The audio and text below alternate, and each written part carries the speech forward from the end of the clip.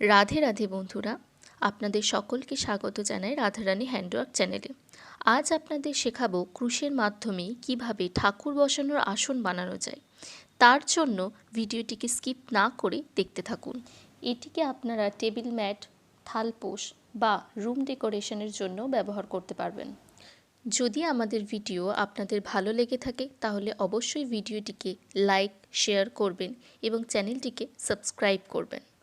তাহলে চলো ভিডিওটাকে শুরু করা যাক।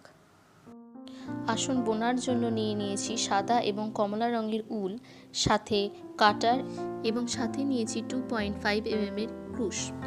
তো প্রথমে আমরা একটি নট তৈরি করে নেব এবং এই নট থেকেই 6টি চেন তৈরি করব, যথা 1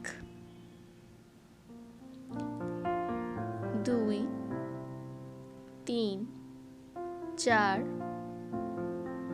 5 6। আমার 6টি চেন তৈরি হয়ে গেছে। তো এখন লাস্টের চেনটির সাথে ফার্স্টের চেনটি যুক্ত করব। তার জন্য একটি সার্কেল শেপ তৈরি হবে। এই সার্কেলটা বানানো শেষ হলেই আমরা এখান থেকেই আবার 3টে চেন তৈরি করব, যথা 1 2 এবং 3। আমার 3টি চেন তৈরি করা হয়ে গেছে। এখন এই সার্কেলের মধ্যেই মোট 14টি ডবল ক্রুশ করে নেব। এখন প্রথম ডবল ক্রুশটি তৈরি হচ্ছে।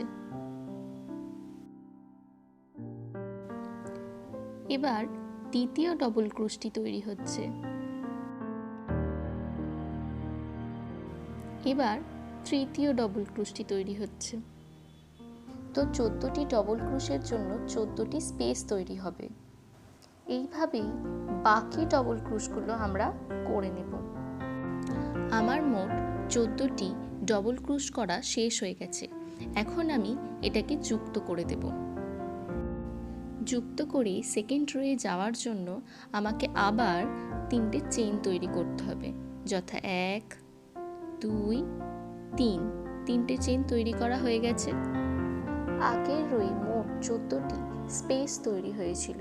প্রত্যেক স্পেসে 2টি করে ডবল ক্রুশ করব, অর্থাৎ মোট 28টি ডবল ক্রুশ তৈরি করব। এখন আমি প্রথম স্পেসে 2টি ডবল ক্রুশ করে নিচ্ছি।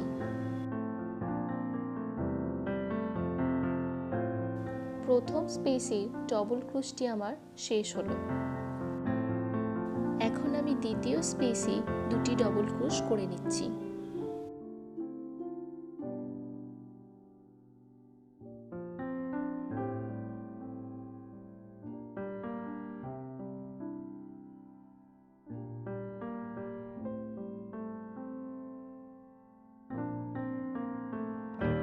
এইভাবেই শেষ হলো আমার দ্বিতীয় স্পেসে 2টি ডবল ক্রুশ। এখন তৃতীয় স্পেসের 2টি ডবল ক্রুশ তৈরি করছি।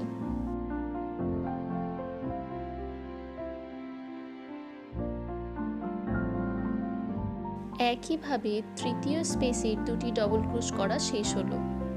এইভাবে বাকি স্পেসের ডবল ক্রুশগুলি আমি করে নেব। দ্বিতীয় রো করা আমার শেষ হয়ে গেছে। এবার আমি এটাকে যুক্ত করে দেব। যুক্ত করার পর আমি আবার 3টি চেইন তৈরি করে নেব,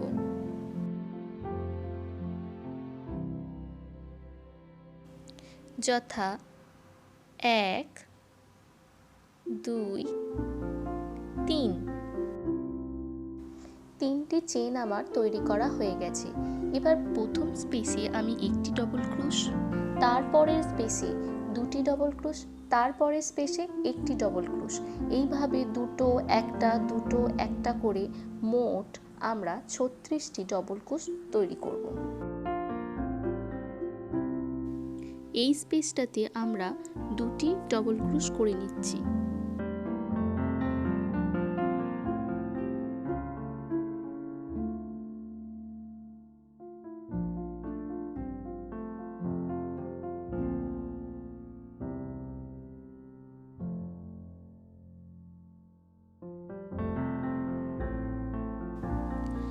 এই স্পেসটিতে আমরা একটি ডবল ক্রোশ করে নিচ্ছি।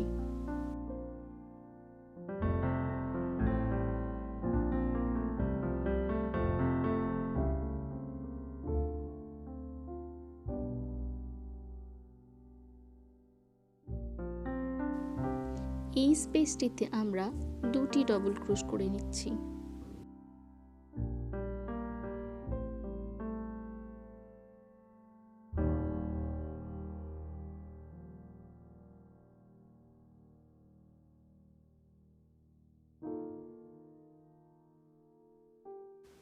অর্থাৎ দুটি একটি দুটি ডবল ক্রোশ হলো।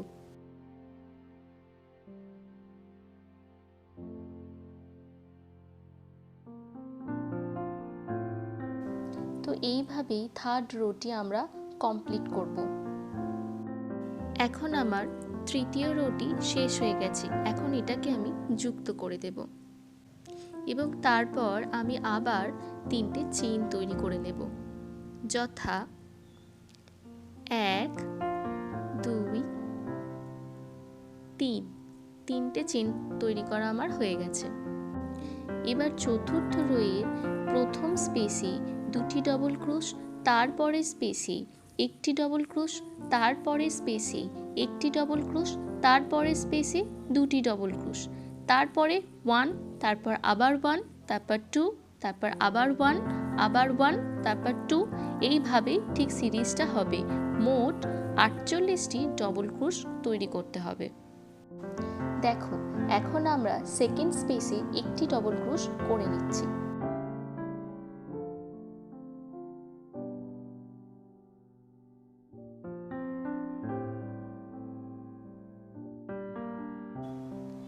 তারপরের স্পেসে আবার একটি ডবল ক্রোশ করে নিচ্ছি।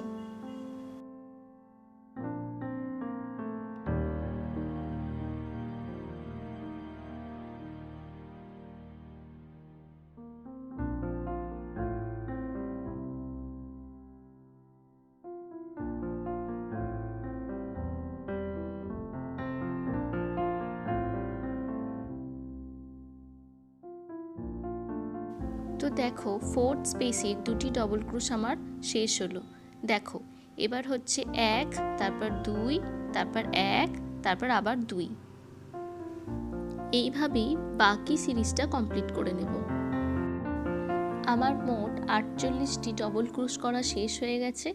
এখন আমি এটাকে যুক্ত করে দেব।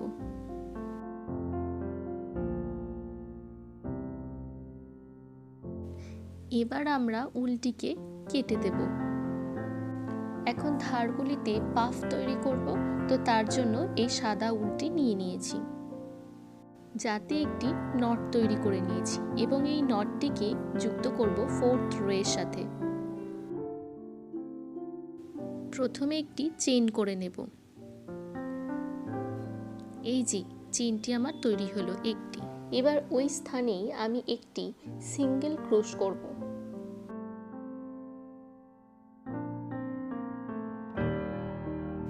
এই যে আমার সিঙ্গেল ক্রোশ করা শেষ হলো। তারপর আমি তিনটে ঘর গুনে নেব, 1 2 3, এবং এই 3 নম্বর ঘরটিতে আমি মোট 8টা লুপ তুলে নেব। এই 8টি লুপ দিয়েই আমি তৈরি করব একটি পাফ।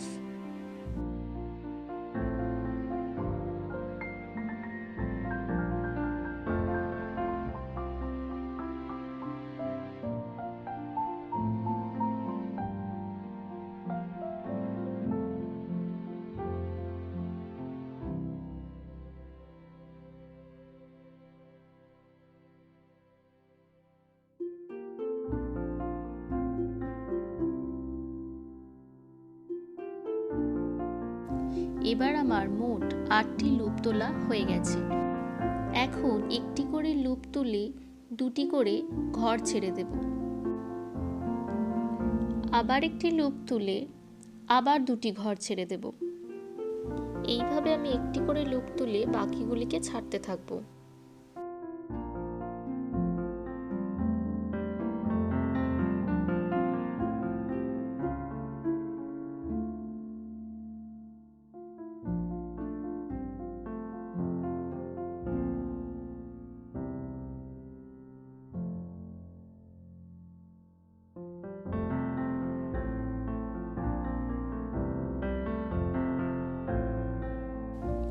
প্রত্যেক স্পেসে একটি করে সিঙ্গেল ক্রোশ করব, অর্থাৎ মোট 4টি সিঙ্গেল ক্রোশ করব এবং এই 4টি সিঙ্গেল ক্রোশ হয়ে যাওয়ার পর আমরা আবার 4টি চেইন করে নেব।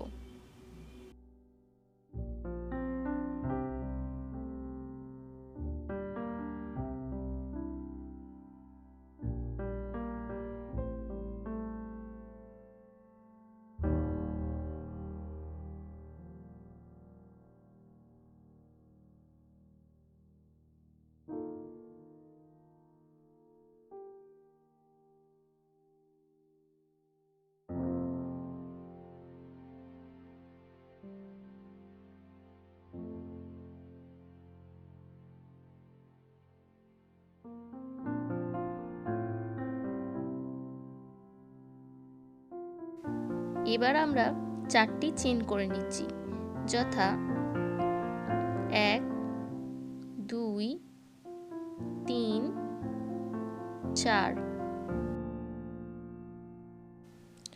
এবার আমি এই 4টি চেইনকে সেম স্পেসে যুক্ত করে দেব।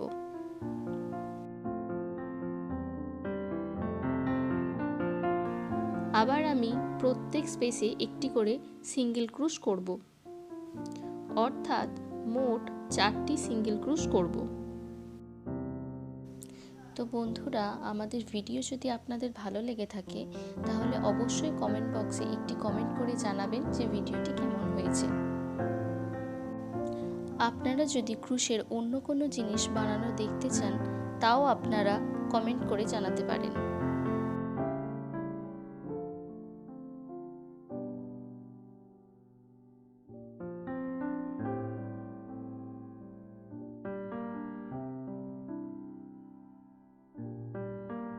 এবার আমি এরপর থেকে 3টি ঘর গুনে নেব, 1 2 3, এবং এই 3 নম্বর ঘরটিতেই আমি যুক্ত করে দেব।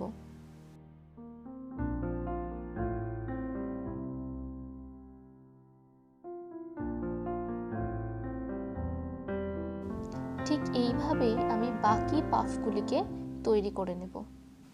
এখন আমরা ফিরে এসেছি লাস্ট পাফে। আবার 3টি ঘর ছেড়ে যুক্ত করে দেব।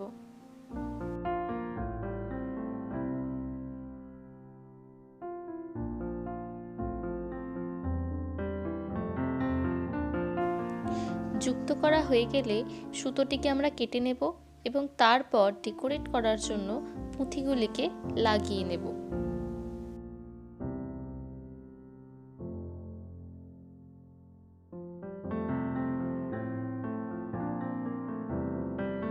তো আজকের জন্য এইটুকুনি, দেখা হবে পরের ভিডিওতে। ভিডিওটি দেখার জন্য ধন্যবাদ।